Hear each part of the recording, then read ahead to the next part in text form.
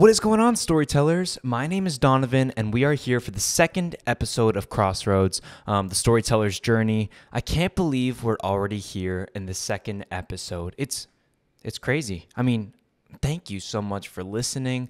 We only have a few listeners right now, but that's fun. You know, we're small independent creators trying to get a following, trying to be encouraged, and trying to learn from some great storytellers. So today we have a great storyteller for you. His name is Spyder Dobrofsky, and he is a screenwriter from Los Angeles. He just came out with a new film, a Tubi original to be exact, called Teardrop. You can create an account on Tubi and watch it right now before you watch the podcast or after, you know, whatever you want to do.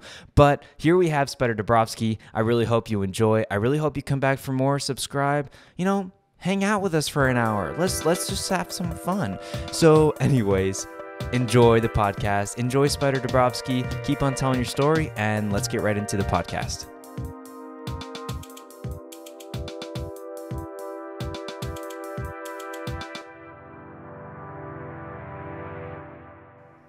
Ladies and gentlemen, what's going on, storytellers? Today, I'm here with a Los Angeles native. He's a screenwriter. He just came out with a new original, a Tubi original film called Teardrop that dropped earlier in May. And I've got him on the podcast today. We're going to have a great conversation about storytelling and how, you know, what that means to him. I'm excited for this, Spyder. Thanks so much for being here. We got Spyder Dobrofsky on the podcast today. I'm not sure if I said that completely right. You did. Okay. I've been on a roll lately of people saying it correctly. I remember I went through years where people are just like, miss it. And then like, what's the common mispronunciation? I think they go Dobrofsky. Sometimes they emphasize, because I put like Dobro as my name, they'll go Dobro. You know what I mean? It's just one of those things where people's brain either just wraps their head around it, or you'll see a lot of people like not commit to. So they'll like, start to say it and then like and just like go for something, you know, like if you're gonna mess it up, like you confidently mess it up, you know. You got it. You have to. You just have to go for it. You have to, like, in life, in everything. Yeah, that's like the metaphor for life. Just like commit, even if you're wrong. You know, it sounds better. But yeah, man, thanks for having me. So you went to school. Absolutely. I'm really excited to have you on here. Ladies and gentlemen, I've only known Spyder for about 2 weeks now. I found him on Twitter, and I saw that he was coming out with a film, and I was like, I want to get him some of that, you know, some of that free marketing for the film. And I watched the film. It was a lot of fun. I'm not typically a horror person. You know, I like thrillers, you know, some Jordan Peele here and there, you know. I like that, you know, psychological type of stuff. This kind of reminded me of that a little bit, but it was definitely closer to like the horror. And I thought it was a lot of fun. It was entertaining. But, you know, just to kick things off right away, before we even get more into that, I just want to know, what does storytelling mean to you, and how do you incorporate that in your craft of writing? That's a great question, a really deep question. You know, it's funny because I feel as though each story means something different to me, in not just in the way of like what the story is about, but like why I do it. And some stories, it's like, I just want to see this movie. Sometimes it's a story is like, this is an important story about something that like needs to be discussed. And then sometimes it's just like, hey, like I feel like I'm in the mood for a comedy or something. And I feel as though I just try to follow my brain on that kind of thing. So like when an idea hits me and I just get obsessed about it, I just write it. And it's usually just, storytelling to me is just like what interests me. So like what interests me is a lot of times like aliens, ghosts, like paranormal stuff, you know, like kind of evil in the like cinematic way, and like serial killers and all that stuff. But then I try to, you know, detach my own interest from it and then put it into a story that can be accessible by someone who doesn't know me, you know? So like kind of find a really big, interesting premise and then put all my interests in through that funnel. Where at least for me, I see some people, sometimes they're like so invested in their idea and their interest in it that they fail to like separate themselves and make that idea accessible to all.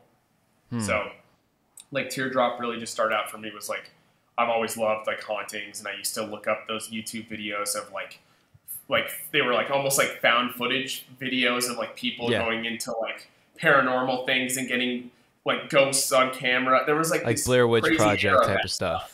Yeah, and there was era where it was like real on YouTube, and it was like the top 10 spottings, paranormal sightings. Yeah. I would go Yeah. wild for that shit back in the How E-bombs old world. were you at this point? Because I feel like any time that I would watch something like that, would be at like a sleepover with friends in like middle Yeah, or high 13. I school was or like something like. 13, Yeah, 12. exactly, Yeah, exactly. yeah, Yeah, we just stay up all night, and this was like well before the days where we were like fucking and drinking, So it's just like yeah. that like teenage adolescent like, oh my god, like ghost videos and aliens and It's like the innocence of it is the funny yeah, part of it. But like yeah, when yeah, we're younger, those are the things that really start to form us and start to form our interests and ideas, and that's, I mean, it's awesome that you found that so early, because here you yeah, are writing an yeah, original Tubi movie, yeah, and yeah, it's in the same genre that you were watching videos on when you were 13 years old. Like that's just amazing how you've carried that dream with you throughout, yeah, your early life experience, and even now you're a young writer, and you still have a yeah, lot of places to go. So it's just exactly. really awesome that you started from such a place of innocence, and now you're in such a place of profession. And Well so said. that's pretty awesome. It's something that a lot of people lose sight of, and that's the whole point of this podcast, is to help people see that finding your dream when you're younger, even if you don't find it when you're younger, you can take that with you in every life experience and craft something that comes right from you, right out of you and your experiences, that has an impact on people and can affect them in more ways than one. So congrats to you on taking that dream and that passion and just carrying it with you. I love to see when storytellers are able to do that, and it's something that takes a lot of determination. So I mean, what Thank you, dude. to you Yeah. was the encouraging factor of actually carrying that 13-year-old boy, that 13-year-old Yeah, sure. childlike wonder of this paranormal activity or paranormal things, Yeah, and yeah. what's led you to this point? Well, it's so funny because I was not like one of those like Steven Spielberg guys who was like making films and stuff when he was a kid. Like I actually had no interest in movies. Like I loved watching movies, but I didn't even think about making them. Although I was obsessed with video camera stuff, so it was like a blend of like looking up all that stuff, and then like me and my buddies would like go and film. Like we'd throw fireworks and firecrackers into people's yards and like videotape it and do like prank stuff and like, you know what I mean? Like that was kind of the thing. And I filmed Yeah. videotape cars, actually, like expensive cars. And I was actually on the Tonight Show at like 13 with like Jay Leno and Jack Black for this car website. I No had where we way. were, like, Is filming this cars. episode available on YouTube anywhere to see? Because Yeah, I did yeah, not yeah. see It's that. on. Yeah, it's on. I'll put it up. It's just it's funny. It's like from 2006, and like we're 13 years old. I'm wearing like Tracy McGrady shoes on national television. But it was this whole phenomenon of just like videotaping cars and putting it on the internet, and we like filmed this guy who crashed his $1 million Enzo. Anyways, long story short, I was always obsessed with videotaping, but it was not about stories. I didn't even know there were scripts. I was just like, I loved videoing things, and that kind of evolved later into movies, and not until like college. But I just love taking photos and videos, and not with any story. But so it's funny, like I held on to all those things, those ideas, but my brain was just like not ready to be a movie maker at a young age. Wow. And so it's funny. That's why I tell people, you don't have to know it, you don't have to have it, but the pieces come together. Yeah. Yeah, absolutely. That's awesome. I mean, in the way that any story comes together, it's all in pieces. And I mean, you pick those pieces up as you go throughout life and as you experience things. So that's pretty sweet. Things So link you, the right way. say that, what were you saying? I was going to say, like, things just link together when you're just kind of following the flow of what you love to do. Just trust that all that will link together, which is why, like, even on Twitter, like, I'm always just telling people to, like, keep the passion alive.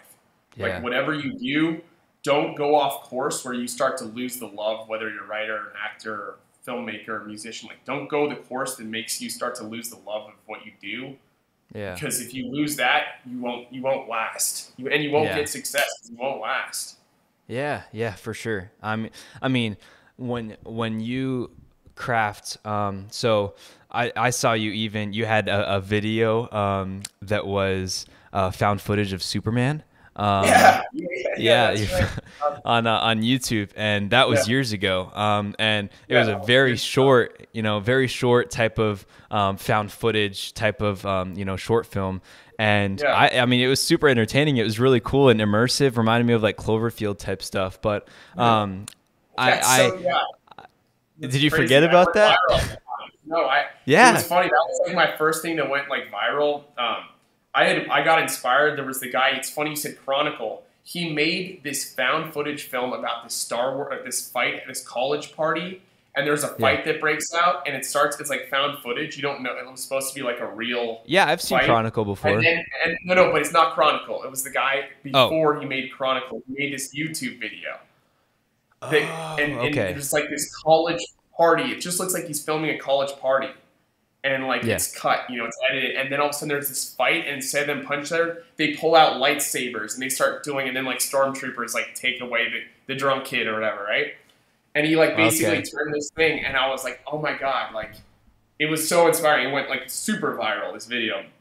This Okay. was before he made Chronicle, and so I remember being inspired by that, and I was like, much later. So like 5 years later, when I was like making my first film, I was like, I want to do like two kids like stumble across what seems like a car accident, but it's actually Superman, and he's like, Wow. and then, so that was kind of like, but treat it like it was a real thing. And so if you read the comments on that video, why it went viral, everyone's like, this is fake. That's not Superman. I'm like, yeah, no, it's not Superman. Like, it's I wasn't film, actually able to get, I wasn't able to cast Henry Cavill in this one, but yeah. It was like, yeah, it's crazy, but yeah, that's that's so so funny to funny. watch that. But that was like some of the early stuff, just kind of playing around and just having fun with it, Yeah. filming in Yeah. alleys I and mean, I backyards. remember I had even, I had filmed like stuff similar to that, like when I was younger. I didn't publish it or anything. I don't even know Yeah, if it's anywhere, but I know the feeling of like creating something when you're younger and thinking like, wow, this is the coolest thing. Like you're just so yeah. proud. Like you just have like a sense of pride for those Oh, things that you create when you're younger, because you're like, this is honestly comparable to things that I've seen on like the big screen, even though they have a ton of money to like put into sure. it, and you're just here with your little like iPod or your video camera or whatever it might be. And Yeah, because your passion is in it, it holds more value to you. So, if you're watching a film, yeah, sure, it's a good one. It's a good film. I can compare my Superman found footage to this popular video that went viral, or to like the found footage genre of filmmaking. But because you created it, and you had your idea, that seed that planted in your mind, and you created something from it, it held more value to you, and now you've taken that and you've just gone even further, which is awesome. I watched your feature length film Spiral last night. you watched that? No, I that's did. crazy. Yeah, I watched it. I Wow, watched it last night actually. Yeah, I was out. it's a I just trippy like one. wanted to see. Yeah, it Yeah, is. It's very cool. yeah, It's very noir, and it's yeah, just it's super cool. Like reminds me of Taxi Driver is one of my favorite films. Kind of yeah. It's a reminded me dope of one. that in a similar way, Yeah, because the guy that was driving, the protagonist, I don't remember all their names. I'm sorry yeah. about No, that. I don't should worry. have taken note. But That's the guy who was driving, reminded me very yeah. much of that. He's kind of like that mentor character. But that Yes. was a pretty trippy film. And Yeah. I honestly kind of wish I would have watched that before Teardrop, because I could see, how the progression has, Sure. how Yeah. you've Yeah. evolved as Yes. a The writer. progression. But Yeah. And yeah, exactly. that But one. That one was also just like purely financed by me and my brother. Just money we had saved up, and just versus Teardrop was like sold, and like they had like a proper million plus budget, and just yeah. it's just a night and day difference of what you can do and what you Hmm. can't do. And but what's funny, it's cool with Spiral is like I felt as though we were watching like Eraserhead and Pi and Following and all these like no budget films of like great filmmakers, and just being like, so how do we tell our story with no money?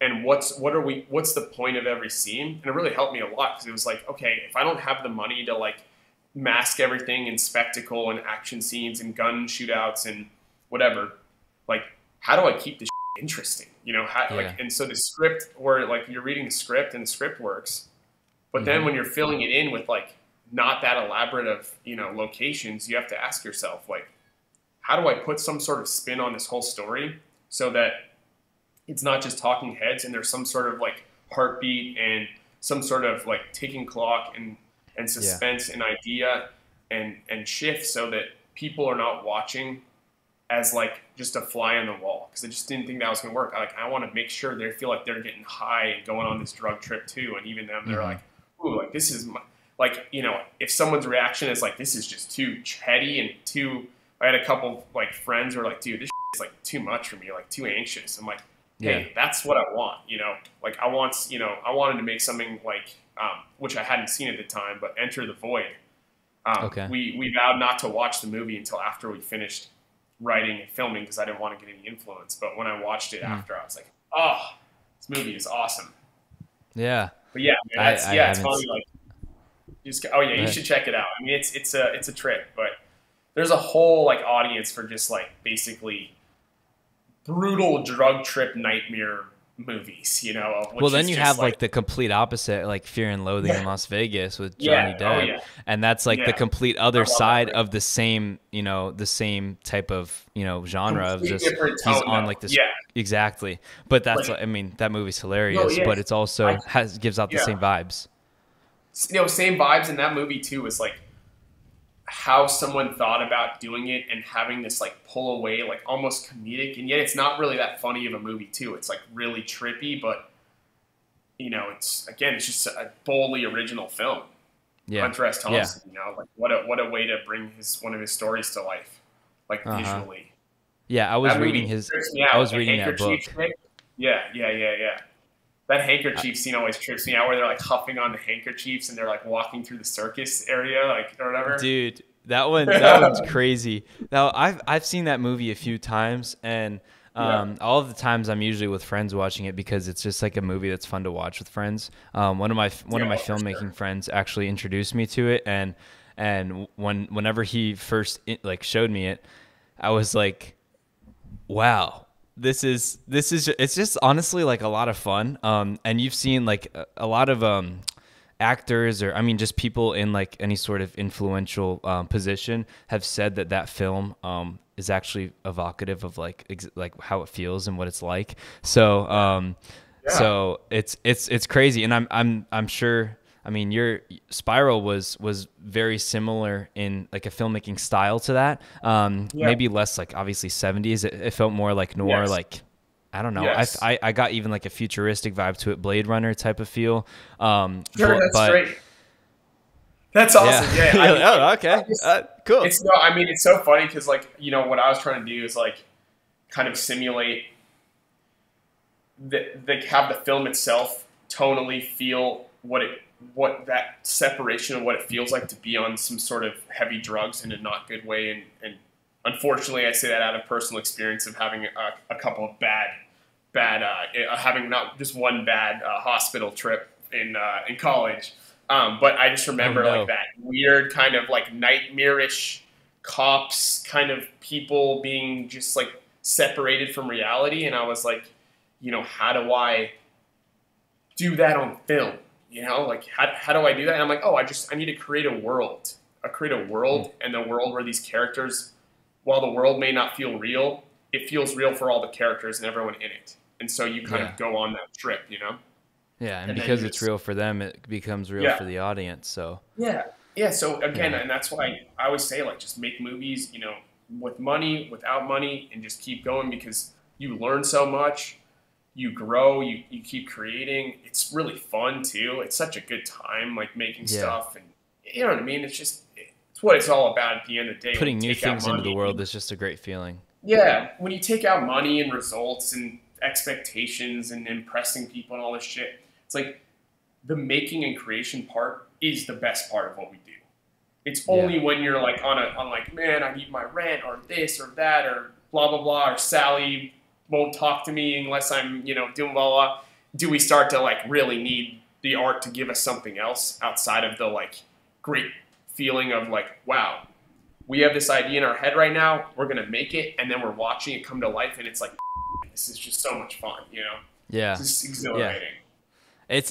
Dude, it's a feeling that like you just can't really describe. You just kind of have to experience it.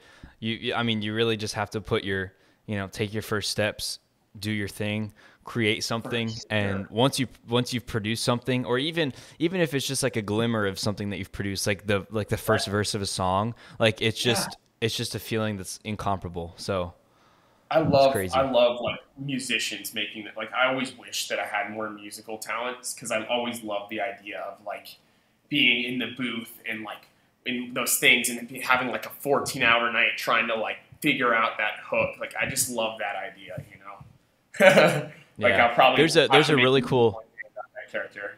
Yeah. Yeah. Really cool? I mean, there's a really cool documentary. It's about, I think it's called like it's the Revenge of the Dreamers, J. Cole, like kind of album. Sure. I'm not sure if you've heard it. But there's a documentary. I think it's like 10 or 15 minutes, like very short documentary. It could be 20, whatever. No difference. It's about how they rented out like a studio house, and they just had there's like different rooms where they just kind of converted them into studios, and they spent like all night just producing one album. And it's really cool because there's a lot of really good songs and like key songs on that album. But I'll send you a link to that after this that sounds awesome. interview so that you can check it out, because it's very much what you're describing, like that late night, like just vibing, trying to figure out what works and what doesn't. So. Yeah, and just like I mean, so I'm a firm. Go ahead, sorry. No, keep going. All I was just gonna say is like I'm a firm believer that what you're really doing as a storyteller, whether it's a painter, musician, digital artist, anything, is you're almost like tapping in to the collective conscience of ideas that something from people has been passed down to you, and you're like mining that idea and then putting it out through your own filter. And so like when you get into the flow state, like one of those crazy nights, right?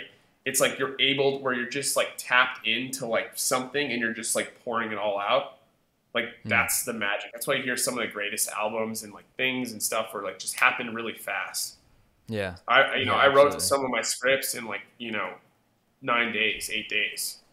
Versus, you'll hear writers be like, "Oh, this script takes me a year." I'm like, for me, at least for me personally, if a script takes me longer than a few months, I usually scrap it because I'm just not feeling it. Why is it, like, why do you think that it's just because do you think that you're just like, I don't really know where to go from here? Or is it like you lose sight and lose like passion in that project? Or do you, move that energy into something else that you feel more passionate about? Like how does that process work? Because obviously everybody's creative. I mean, the way that they create something, their like journey in that way is all different. So how does that work for you? You said you scrap projects after a few months and you're not getting anything out of them. Where do you transition that energy into, and where do those projects go? They basically, and it's not to say that I have scripts that I've written that the first drafts took a month and a half, but I would every year come back and then do monstrous rewrites. So there's scripts that I've been working on for years, but the amount of time that's put into them is like still doesn't probably exceed 4 or 5 months, spread out over years, but. I just, if I don't connect and continue to have that like pour out of information, I usually abandon ship, because it's usually because the idea, what I like about it, is an empty vessel. So it's almost like it's the premise doesn't actually play out as a story. It's just a great hook. If that makes sense. So in my mind, I was like, oh, this is a great movie. And it's like, no. This is really a great scene or a character. And so I usually put it aside, and then sometimes I'll end up actually taking it and then putting it into a better story.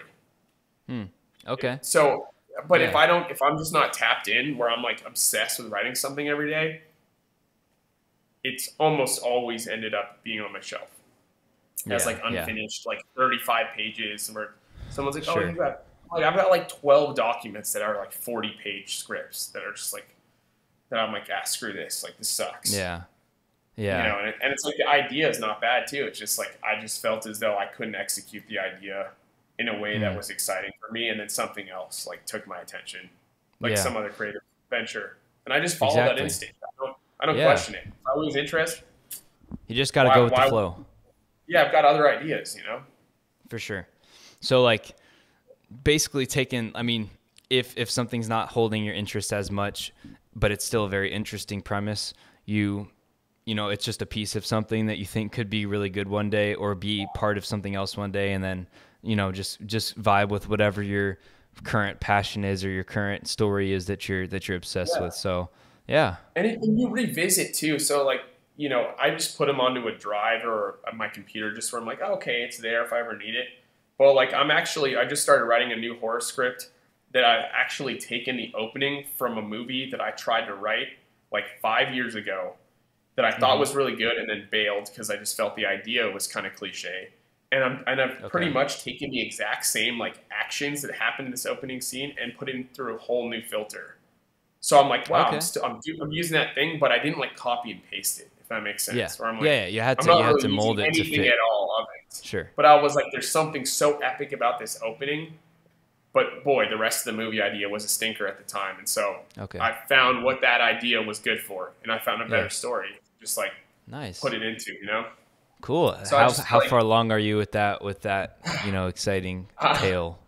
I've got the opening. I've got the greatest opening I think I've ever written done. And so I got to write another like 80 something pages, which is hard too. The hard Because part. Yeah.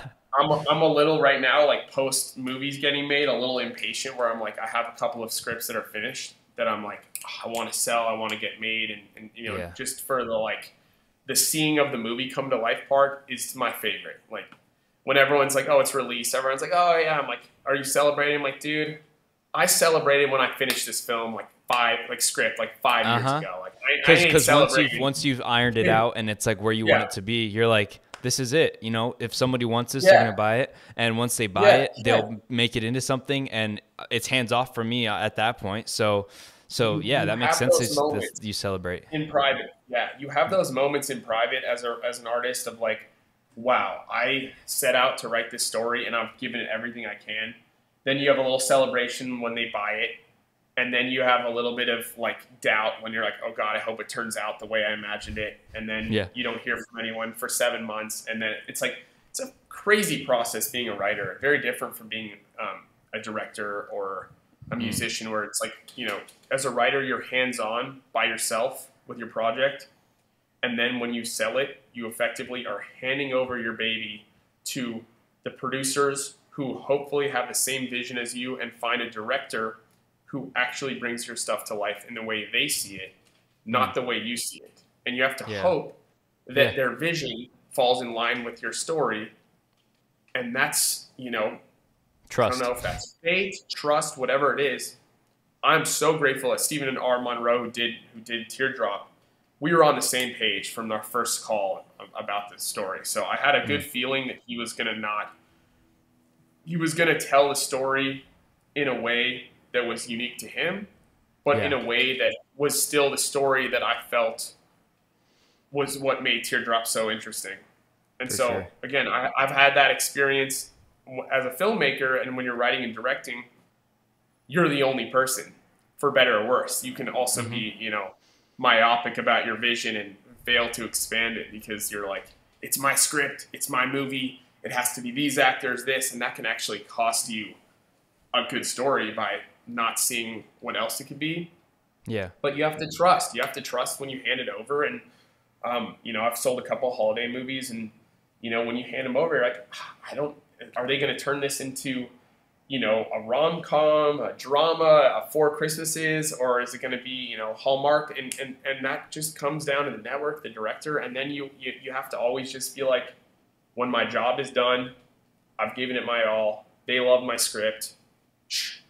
Now it's theirs. Mm.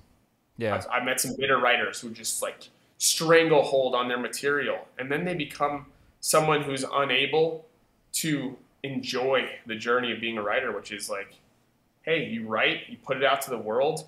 Some things filter correctly, some don't, and you sometimes learn why the ones didn't too. Sometimes it Yeah. isn't the director's fault as well. Sometimes it can be your fault from writing a story that actually didn't play well as a movie. Yeah. That was some great insight into the whole Yeah, world of, a writer a little bit of a insight, yeah. screenwriter. Screenwriter. That's a direct screenwriter lifestyle where it's like Yeah. not like being a novelist. I don't know what being a novelist like. I don't know what being a movie director is like.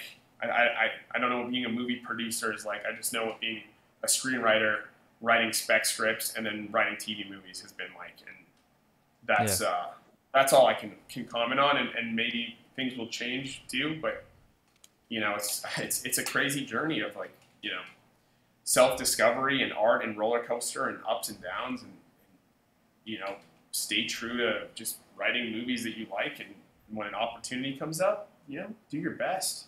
Yeah. Give it your all. Yeah. Bold. So that being said, Teardrop, where did that come from? So once again, everybody listening, Teardrop released May 11th, correct? On Tubi? 11th, yes. Tubi, yeah. May 11th on Tubi. Tubi's free. You can download it, create an account, watch it for free. There's like some ads here and there, but that don't matter. Go to the bathroom during the ad breaks. Yeah, go to have some sour candy and popcorn. Pour yourself a glass of milk or something. Yeah. If people still drink milk, that's great. Well, I used to drink so much. Man, I drink me some milk. I got to build up that calcium. You know what I mean? I used to drink so much milk. I fortunately haven't had the I'm not lactose intolerant, so I'm really happy about that. So I can drink milk. Anyways, let's get off. Yeah. Say what? I switched over to almond milk and just like liked it better. Okay. See, I've definitely had almond milk. When I was younger, I drank tons of milk, and then like, I don't think I'm lactose intolerant. I just was like, I just grew to like almond milk better for some reason. Yeah. And they've got like the flavored almond milks and stuff. Yeah. So about Teardrop. Oh yeah. Milk. A milk ad. Where did the inspiration come from? Teardrop. And how long were you writing that one? I wrote the first draft of it in the summer of 2016. So what is that? 6 years ago. Wow. I was 23 years old. So I just turned 30 last month. Congrats. Happy birthday. Which by the way, you'll learn, because I remember when I was, you're what, 21? I'm 20. 20. I remember when I was like, man, 30, you gotta be so old, dude. I feel younger than ever, dude. Like, I'm swimming. Okay, miles. well, you're surfing every day, so. Yeah, dude, like, I'm in the best shape of my life, dude. I feel so good. Like, I honestly have come to believe that age is, like, pretty much, like, as we know it chronologically, doesn't even make sense. Like, biological age is, like, a whole different thing. Because I've got some buddies, too, who, like, have not taken good care of themselves, man, and they're, like, got back pain. They're, like, done with sports. They're, like, dude, they checked out from, like, being a kid, you know? And I'm like, not about that life. Man, I'm never going to check out from being a kid. As long as I'm telling stories, bro, you cannot check out from being a kid. You got to, you got to stay that 13-year-old boy watching those videos on YouTube, man. You have to. And that's the enthusiasm. And, you know, it's like, I just a little anecdote. Like, my dad is, like, 74 now, and he's, like, kicking my in the gym. He's, like, hitting 5 miles things. He's writing every day. He's playing golf, like scratching. Like, this guy, but he has that kid mindset, you know, that like playful, like playtime mindset. And it's like always been a great example for me of like never lose the ability to like enjoy the life as a playground feeling where like you're on the monkey bars, you're like, you know, messing around, skateboarding, looking for like paranormal stuff. Like that's the mindset, even though you'll have more responsibilities and whatnot, like that mindset, and especially with artists, like that's what turns you old and cold and bitter, is when you start believing that the world and the rat race and you have to have this by this and all these things, instead of just being like, man, how can I do what I love, have fun, still be responsible, and like, man, go to sleep just tired. I'm like, oh, I'm exhausted. It's awesome, you know? Yeah. But yeah, I love that. Teardrop, bro. Teardrop. Teardrop. Yeah, dude. So I started writing it, yeah, when I was like 23, and then horror westerns were not in at the time. Okay. So I just put it aside. And then this great producer, his name's Ira Pincus, he was the guy who brought it to Tubi and sold it.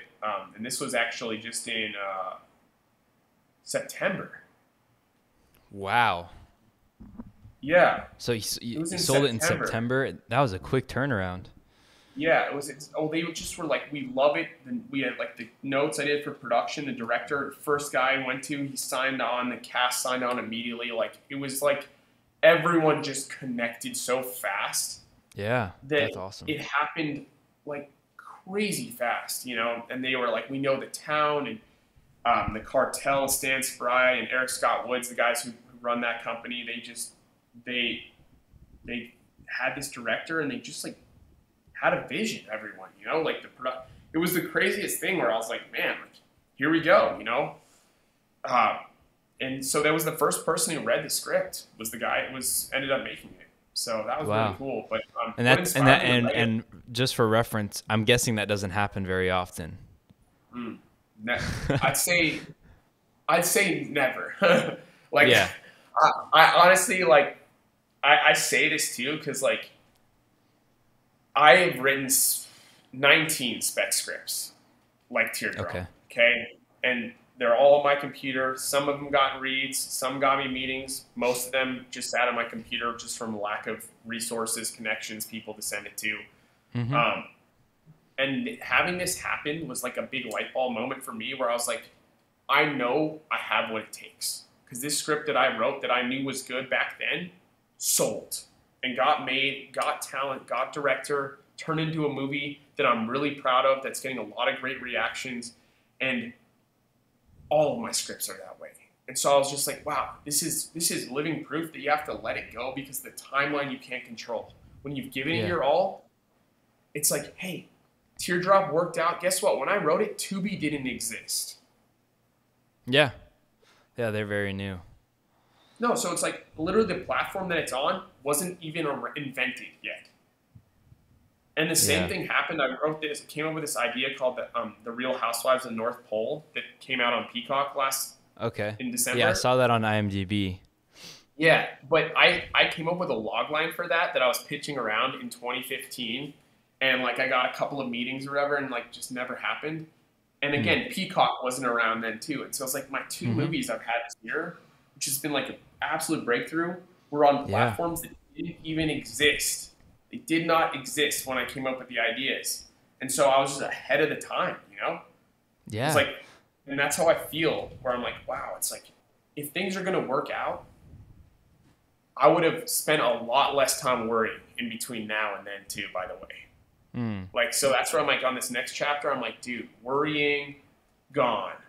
Like, doubt, gone. Like, stress, gone. Like, focus on living your life, enjoying your life, doing your work, and just knowing, like, hey, don't have that, like, deep, like, pain and plague of, like, turmoil. Is the stuff I'm writing good? Will it make it? It's like, trust that if you've done everything you can, that it will find a way or it won't. And if you can enjoy the journey, man, that's the magic of life, which is being present and being right back in that playground, bro, on those monkey bars, dude. When you're on the monkey bars, got to be on the monkey bars. You're never thinking about the future when you're on the monkey bars. You're just thinking about that next monkey bar, you know. And I'm like, that's the key to life. Yeah. The monkey bars. Yeah. The monkey bars are the key to life. Teardrop, man. It just came out of my love of ghosts, and you know, The Shining was one of my favorite films of all time. I was gonna say the Shining definitely felt like an influence for it, just because of the content of it. And yeah. And I just loved, man. I had this idea of this like bad boy ghost town novelist guy with like a leather jacket who's just like a bad who's like kind of mean and kind of like obsessed. Almost like, do you ever watch Californication? No, I've heard of it. Well, there's this David Covey plays this Hank Moody guy, and he's like this, like it's like a dramedy bad boy novelist guy who's like stuck in Hollywood, and like they're ruining his movies, and he hates everyone, and he's like sleeping with chicks till, and really he's in love with his ex-wife who doesn't want to be with him or whatever. But I was like, his character, I basically loved that show, and I was like, I imagined a character like that who's like in the paranormal ghost town kind of realm and like trying to uncover this thing, but he also has maybe a little bit of weird, like, so him and the teacher he's brought with, he's like trying to kind of get with, but he's kind of this untrustworthy guy, and there's these weird rumors about him sleeping with students, and it's like, I just love the idea of this like kind of untrustworthy protagonist who's like kind of a mysterious, kind of cool guy who's like a good looking dude, but like also like there's something off about him, and I'm like, I want to see that guy go into this world, and that was kind of the main like genesis too of like what really excited me about the story of like I don't know, interesting character to be dropped into this town. That's why I love Jeff Branson who played the role. I was just like, that was the guy I wanted so badly. A guy, who would good looking guy. He played the bad boy like role type like perfectly. Movie star look guy, man. Like, if I've never met him or talked to him, but like I'm dying to like just shake his hand and be like, dude, you brought what I was brought it to life. So hoping that what was gonna thing, and so hoping they weren't gonna cast someone who was like had the weirdo energy or the like, you know, a little bit more like oddball energy, that I'm like, dude, you need to cast like an old school movie star, like good hair, like good beard line dude. And they totally could have gone for like a weirdo. Like they could have gone for like an oddball. Yeah, I knew that was going to work because I knew that what the guy was doing is kind of despicable. Like just having rumors about him being potentially a total scumbag. I was like, you cannot let it be the other guy, because then he's just repulsive to watch. And so that's where I was like, when I saw them cast, I was just like, this production, they know what I'm going for here. Yeah. And that was a great feeling. That not all writers. Because I mean, when you see that, you're like, oh, now I know that we're more on the same page. Like, you know, you put that your script into their hands, fully trusting that they'll bring it to life in the way that you envisioned it, and that's a very scary feeling, as we talked about earlier. But just the fact that they had, I mean, the cast in place, you saw who was going to be playing Chris. It's just like, you know, you're able to see that, like, that's just encouraging, because you're like, okay, that's good. That's a good sign that this is the way that they're going with this. Yeah. Because I'll say it. Like, I can say it too because my name's on it. But like, I ghost wrote a couple of movies, and just like what they did with the casting just destroyed the vision of the script. And I was like, wrong casting can literally butcher a movie idea so much so, and people will always blame the writer. That look how bad the writing is. Like, dude, you misunderstand that the writing is creating a blueprint for a character to step into the shoes, and the wrong person to step into the shoes of the plot, the actions, things can make somebody just awful to watch. Yeah, so exactly. And I have seen that people will blame they'll blame the writer oftentimes. They'll blame the director too oftentimes, because they're the easiest people to blame. They're more to blame, by the way. The directors are more to blame, because they should fight for casting if they don't like it. If they don't see that it's in line. For sure. But I mean, we're talking about things that are also like, you know, creative instincts. It's like, you and I could love the exact same movie, and then I'm like, dude, I wrote a script. I know you're gonna love it, and you're like, dude, I hate this. I'm like, you love Ex Machina, Interstellar, all these things. How can you not like this? This is just like there. And then they're like, I don't see it. Yeah. And I just think that's that weird creative spark collective thing that people are either on or they're not. And you know, same with Teardrop. You know, I've had a couple of people who I know, obviously there's people online who hate it. There's people online who love it. And every movie has hate and love. Even me. I despise some of the movies that people say are their favorite movies. But I also had like a friend who was just like, he watched it and he's like, I watched a movie. I was like, oh, what do you think? And he was like, gave me a thumbs down. I'm like, you prick. But hey, that's your opinion. But I still, I'm like, you know, that's just how it is, because art is not this thing that everybody interprets the same way. And I think that's what makes movies so special, is that I don't even believe that there is the greatest movie of all time will also have haters as well. Yeah. Who aren't just putting it online on Reddit for likes. They like genuinely hate the movie too. Yeah. And they're not just trying to be like different, like, oh no, actually this movie sucked.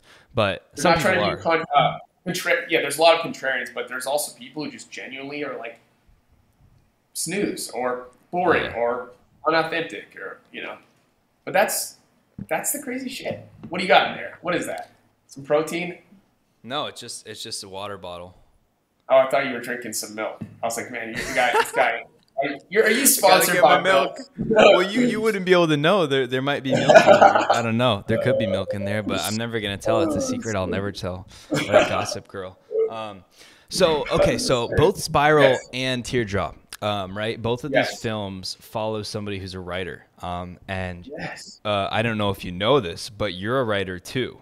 So, I mean, how is it to like personify a writer? Do you put pieces of yourself? Obviously, every writer puts a piece of themselves into their characters, but even this if is it's a little not bit about different. writers, yes. Exactly. This is a little different because it is a writer. So, how influenced by you are these characters, and is it easier to personify a writer, like to put a character to this idea of like writing, or is it harder? Are you more critical of it? Like how does that look like for you in your process?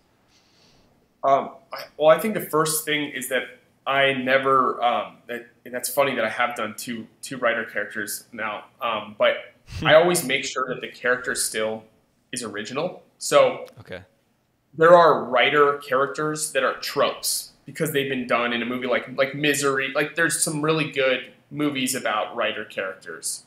And so I try to make sure that the character, while his occupation is a writer, has a specific type of writing that he's doing that's real. So it's like I make sure that I fill the blanks. So what I don't like in a movie is where someone's a writer, but then they're like, oh, what is he working on? And he has some like generic, vague answer. And you're, okay, so this person's not really a writer. This is a writer writing so this is a person writing a writer character instead of like a guy who actually has a life, who actually has interests.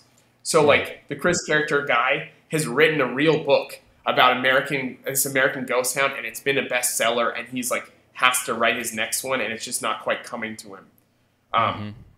And so, like, and in The Shining, the Jack Torrance guy, he's trying to be a writer, but he's never had any success. So, versus I wanted to make a guy who was off a one hit, and he's more falling into the one hit wonder category, because I thought I've never seen that before. Or it's like this guy has made this one thing, and everyone's waiting for his next one, and he's like, God, I need to find another ghost town. I need to find another ghost town that's interesting, and then I don't want to give anything away. So, but you don't find do out that because I want people to go watch it. Things aren't going as well as he would hope, and so I guess the real thing for me is to make sure that the writer characters are specific, just like I am. So I don't give them my interests in writing. I don't give them my even way that they write. I've never used a typewriter. I've also never written nonfiction. I don't know what it's like to write a true story in that capacity, but I do know what it's like to be crazy effing passionate about my subject matter, and so I wanted to make sure that I gave him that quality, and then made it more. So made it into an obsession where it's like this guy is obsessed with what he does, so much so that he is sucking everyone else into his vortex in order to get this book written. And that's an idea that I can understand, that I don't actually live out, though. Yeah. And so that's kind of the way I try to do it. And so if I were to ever write another writer character in a movie, I would have to have another interesting take so that I wouldn't repeat my own beats. Yeah. Just like in Spiral, the character is a guy who's wants to be a writer identity-wise, but really is not even sure if that's something he wants to do. And so it's interesting for me to try to find ways to write writer characters, but also to make sure that they live into a movie that has a big premise, so that it's not ultimately just about a writer breaking into Hollywood or selling, which I'm not a big fan of Hollywood movies. Like Hollywood movies, like movies about Hollywood. Okay, yeah. Although Ed Wood is a great film. Did you ever see Ed Wood? Ed Wood? Yeah, Ed Wood. Johnny Depp plays the greatest B-movie filmmaker. Tim Burton directed. Martin Landau, like I think he got an Oscar for it. But Ed Wood was like the most famous movie director who ever lived. Okay. And so it's like, but the movie's shot like a B movie too. It's a really original style film. But there it is. Yeah, that's a really good movie. I think I've heard of it before. I've never seen it, but it does look interesting. It's my favorite Tim Burton film by like a million miles. Okay.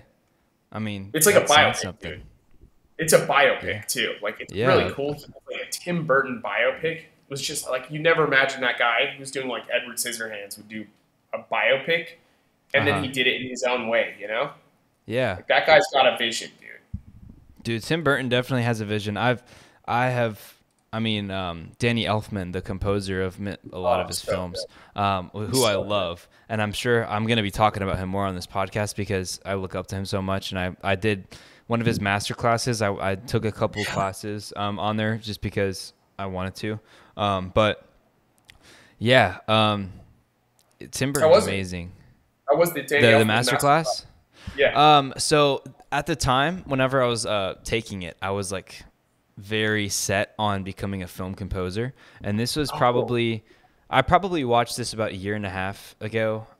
But 2 years ago, like during COVID, even a little bit before COVID, when I first started college, I was very set on the idea of being a film composer. And I still absolutely love instrumental music. I love cinematic scores. I love it so much. I'll listen to it in my free time. I have my own playlist that I've curated like just for film composing, for film music. So it's something that I'm still wildly passionate about, and I still love learning about it. But I was watching that masterclass at the time. It was really good because he, in his own right, is a very unique person. He has a very cool story where he came from what's the band, Oingo Boingo. He came from that band, and he did like a circus, like acting. He basically was in a circus and like did music for it, a circus band, which is really crazy cool. And then he went on to do Pee-wee's Big Adventure, which is like a circus type of score. And then from there he went into, all of this crazy Tim Burton stuff. And I just look up to him so much. But yeah, Tim Burton. He did the Wanted song, right? Remember the movie Wanted with the bending the bullets? Because I feel like that was the first time I heard of him. He had he did the great like song that was like the Wanted theme, and there was like this big. Okay. I remember that was the first time I heard it. Find out if that's Danny Elfman Wanted and the Angelina Jolie movie. Yeah, 2000. He comes out of the bathtub, and you can see her come out of the bathtub, and all the students in high school are like, "Oh my God, Angelina Jolie's naked." Let's see. Why can't I find the composer on here? I wouldn't be surprised if he was the one that did the composition for it. I swore now. Yeah, he did the score for it. He did, right? Yeah. That's in 2008. So Little Things. You never is seen that like Wanted, that's like your first? No, I haven't seen The Little Things. Yeah, he did this. Basically, there was the Wanted movie was like a huge. It was a huge hit when I was like in high school, and there was like everyone was like they bend the bullet, and like Angelina Jolie, and like was this like hit woman, and it was a really bad movie, but he had the like bad montage song called The Little Things, and that was the first time I was like, okay, who was this Danny Elfman guy? Yeah. No, he's tremendous. He's awesome. He's Dude. so Yeah, good. His he's Batman so theme, multi-talented his guy. Batman. Yeah. Yeah, So, he's just a so multi-talent. I mean, those guys, they can just do it all too. Or it's just like every genre. You're like, wow, this guy's got something in his mind for every style of story. Yeah, it's crazy. So I wanted to be a film composer and took his master class. It was really cool, insightful. Didn't really go anywhere.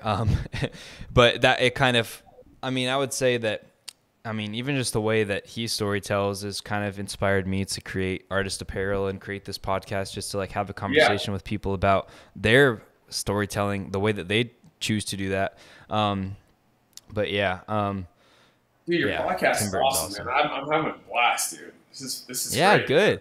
Good. I really did good. my first interview yesterday, so I was kind of getting the feel for it. Dude, your flow is great, man. You got it naturally. I appreciate it. Thanks, true, man. dude. I appreciate it. Man. I had to do my research beforehand a little bit. Come up with some questions. Man, That's why I watched Spiral. I wanted to check it out. And I really appreciate you watching, man. It's great too, like, because it's even great. Like you saw a Superman thing. Like I sometimes think that people come in and they'll judge me based off IMDb instead of looking at some of the films I've made too. Where it's like, hey, look, he made My One Christmas Wish. He made this thing, Mother's Day Off or Mom's Day Away, right? It's like you'll look at, and then look, he didn't do anything until this. It was like, well, I was making films, I was figuring stuff out. Yeah, I'm writing. Again, like I've done all sorts of things, and holiday movies, were something that I was able to get a job in. As a 22-year-old writer, where I came out of college and I met this producer, and he was like, we need a non-WGA writer. Do you have a take on this? We have a true story about this woman who found a family off Craigslist. Is that My One Christmas Wish? Yes. Okay. And it was called Craigslist Christmas, and they were looking for a writer, and they had this true story and a treatment, and they couldn't crack it. And I met this producer, Ronnie Clemmer. He did A League of Their Own, that baseball movie. And they loved I had this take, and I had my opportunity, and they were like, they had it as this chronological story, and I was like, I came up with this idea for flashbacks and making all modern and having this thing about, and they loved it. I got the job. I was writing it. Within a month and a half, it was getting made, and I had just turned 23, and I had a movie and shooting, $1.5 million budget in Canada. I was signing autographs over there, and I was like, man, I'm boy, I'm crushing it. Big leagues. College, I'm in the big leagues now. Yeah, and then I went on a 5-year dry streak of just no writing jobs, no sales. So during that dry streak, right?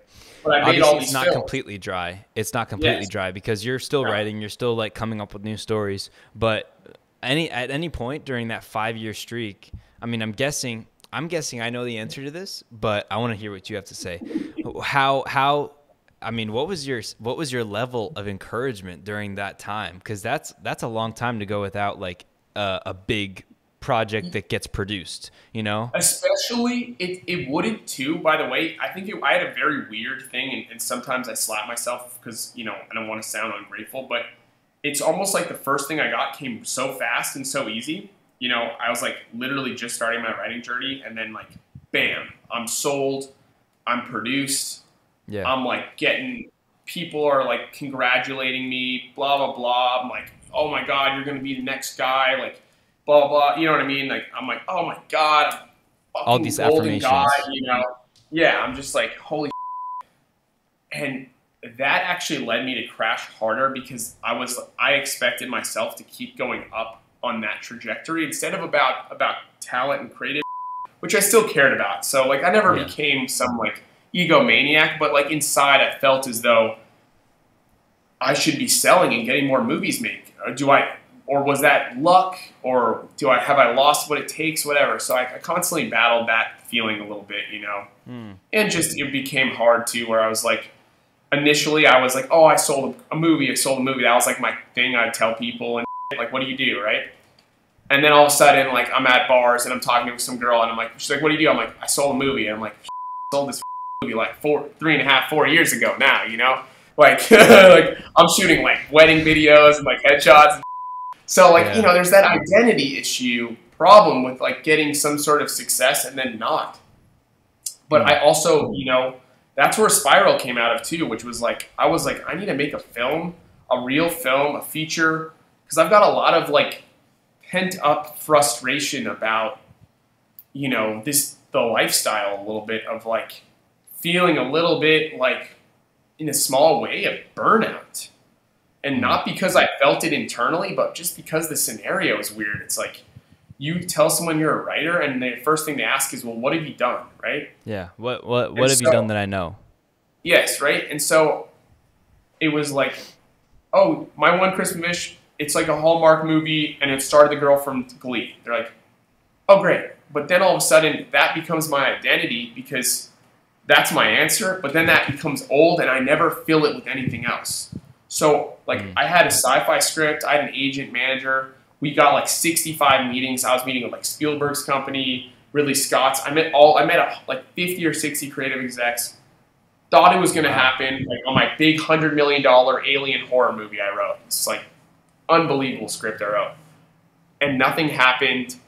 My agent never really did anything much for me then. I ended up eventually leaving him and then making my own films, making Spiral, and then just kind of being like, wow, like who am I if you strip down my credits and stuff, Like what do I really, why am I really doing this? And, I just feel like there's that spiritual long-term element of like, I try to not attach myself to my successes now because they can come and go. And the feeling of peaking is a dangerous feeling to have.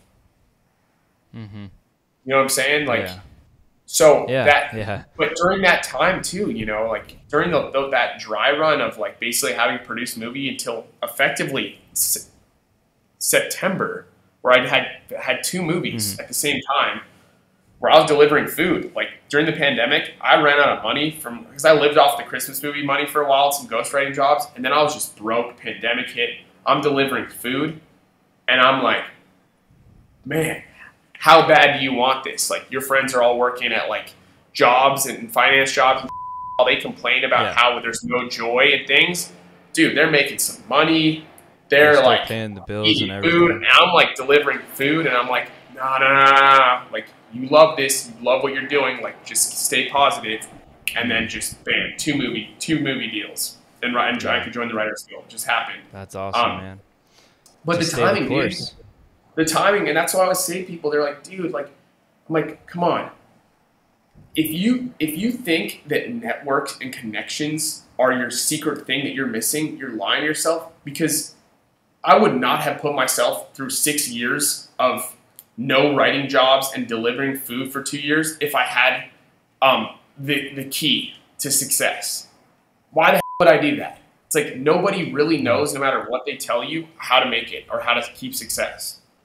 And so all you can do is really enjoy it and really be like, hey, I can call myself a writer or musician, whether I've sold, not sold, had a movie of the week, had a movie of the year, had a studio movie, had a Tom Cruise film, or had a short film. Like none of it matters as long as you feel good about yourself, And so that's the way you stay. As long as you stand true to your passion. Stay true to your passion and have fun. And and again, I feel as though I've grown as a creator and a writer so much. So the draft of Teardrop that I wrote in 2015 or 16 versus the one that I turned into them when the opportunity came up is night and day. Yeah. So who knows that if I didn't have that experience to relook at the story and be like, chop, chop, chop, chop, edit, this is bad, kind of thing, that maybe it wouldn't have sold. So all is meant to be. But it did sell, and that's what matters. Yeah, exactly. And all is meant to be, when you just live and you just write and you do it for fun and you don't take things too seriously and it's fun. It's a good time and despite what people say, there's still a hell of a lot of joy and good life to be lived right here, right now, in this moment. And absolutely. Artists are creating ideas and stories for entertainment, for truth, for all sorts of things, and do the category that you like to do. You're experimenting around with composing and stuff. It's like, hey, maybe what you love about it can translate into what you're doing with the podcast, all sorts of stuff,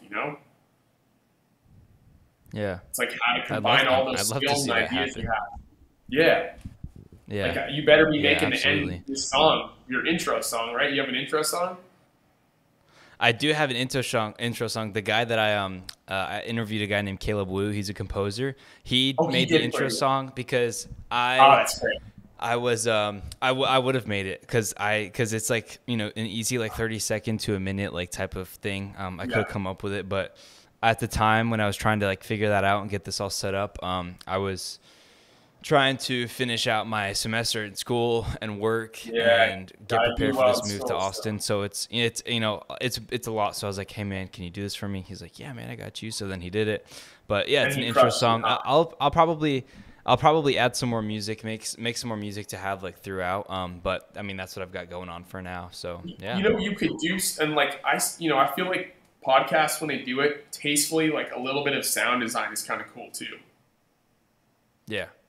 Like just like what kind of sound design? Like where they do it almost as like transition areas, Okay. Mm-hmm. Or sometimes they're able to complement make it more immersive and more. Yeah, sometimes they're able to complement what they're talking about. Like say we're talking about this thing, and there's like a little bit of it. It just adds one extra layer of like production, Yeah. Could be too. What the F do I know? I'm just a writer. No, you definitely know. You definitely know. I just love guys like you. I got the passion where it's just like, coming into the space, and I listen to podcasts more than I listen to music now. It's become the thing, and not because it's trendy, but because it's a superior form of knowledge, in entertainment, all sorts of things compacted into your phone, where you can literally be driving to work or driving on a freeway and just being like, hey, I want to listen to something. And it's like, that's pretty awesome. Yeah. You can find everything you want as well. I mean, there's literally everything. It's which is awesome. But what's next for you, Spyder? What is next? Well, I wrote a horror movie. I don't know. What's next? 17 things are next. I've got a couple. I've got a horror movie that I wrote directly after Teardrop. That's out right now. It's being read right now, and the reaction's good so far. So I'm ideally hoping to have another one of these horror thriller kind of Spyder Dobrofsky style writing with teens and high concept and supernatural stuff and kind of R-rated and a little bit of but so I've got that out right now, and hopefully that will get picked up. I'm trying to really stay and enjoy the horror space. I'm also finishing up a couple holiday movies that I just finished for writing jobs. So I think I'm going to empty my slate there too, of just like, get a couple more movies. Those ones are kind of cool too, just because the platforms are big. The holiday movies get seen by a lot of people, which is kind of fun, a good experience too. And then my main thing that I'd like to try to figure out this year is my sci-fi epic scripts that are like the $30 to $50 million budget, kind of high concept, little bit of fantasy, little bit of horror, but ultimately like grounded sci-fi, which is like my original spec scripts that I feel as though that's like your core, like it's my core. But unfortunately too, I feel that the more I build my name, and the more credits and the more people come to like associate my writing with like movies and successful movies and getting movies made, that the more I'll have the ability to attract a producer or talent who's like a Tom Cruise level or a Jerry Bruckheimer level or Ridley Scott level director, because that's who it's going to need to be made. You know what I mean? It's not. Yeah. It's like this role I wrote. Like I need Idris Elba to star in it for the movie to even get financed. And so that's and so it's interesting because like when I wrote him at the time, I hadn't made any other movies, so I was just like, oh yeah, and I got all these great meetings and people love the writing and story, and they're just like, this is too big. But I know it's not too big. I know that it's going to be like an unbelievable movie. But I also know that what it takes is someone willing to put, 60 to $70 million and then 30, 40 for media marketing. That's chump and change. So I know Take out your wallet. those pieces. Yeah, it's chump change. Well, that's why I put all my money into crypto. So I'm just like, hey, I'll finance. I put it all into Luna. No. No. I'm big on Bitcoin and ETH, but some of these altcoins are crazy. Yeah, send some of that my way, Spider. When you strike big, when you strike gold. Yeah, I'm here for it. But that's kind of the long-term mission. Is I have this alien script I wrote that's like unlike anything that's people think about with aliens. It's like very, very wise and very macro. I feel like I don't even like very saying meta. anything. Yeah, I don't like saying anything about it because I feel like the idea is so good. I don't want it to be stolen. But it's this no, script. you don't have to say anything else, Spider. This script, man. If I can get this thing made, I know I'm going to find somebody who's going to be like, because I've had the reads where people almost passed it up, and I had so many close calls, but I just need to have somebody in my corner who can understand the A-list studio game. And I haven't met that person yet. I haven't met that actor yet, that producer yet, that agent or manager yet, or that director yet. And but I have the patience now from Teardrop happening the way it did of just like, hey, it'll happen when it's meant to happen. I've already done the work. The script is ready to be seen. And I think that's where I'd like to go is, one of my favorite movies of all time is Interstellar. And okay. I'd like to be the writer of one of those one day. That's kind of my real goal. And how I get there, I have no idea. But people told me I was crazy for pursuing the writing thing in the first place, and I'm like, hey, well, look at me now. So if my dream of making $100 million, the sci-fi thing, it's like if that seems crazy, well, it seemed crazy to start this thing in the first place. So what's the difference? I don't even know how I got here.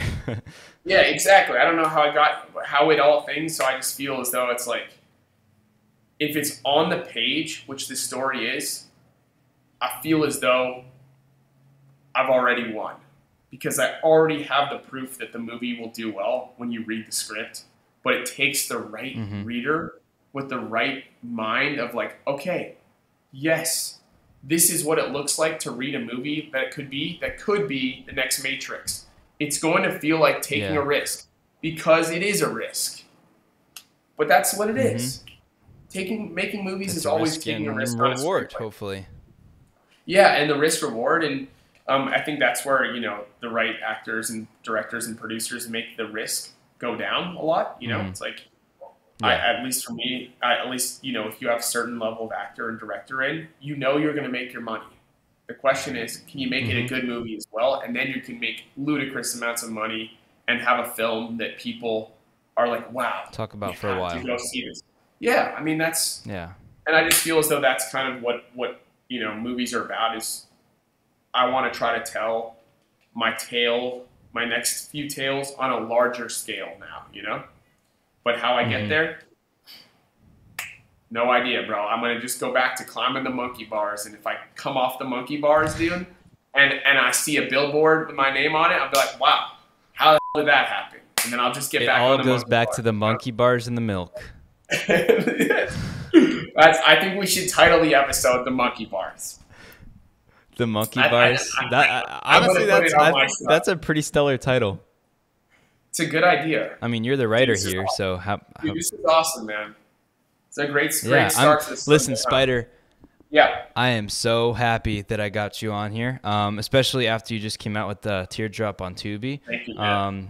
Thank you so much for talking with me today. I had a great time talking about things that you've done, challenges you've overcome, and it's just been a great talk, man. So everybody, go download Tubi, create an account. It's free.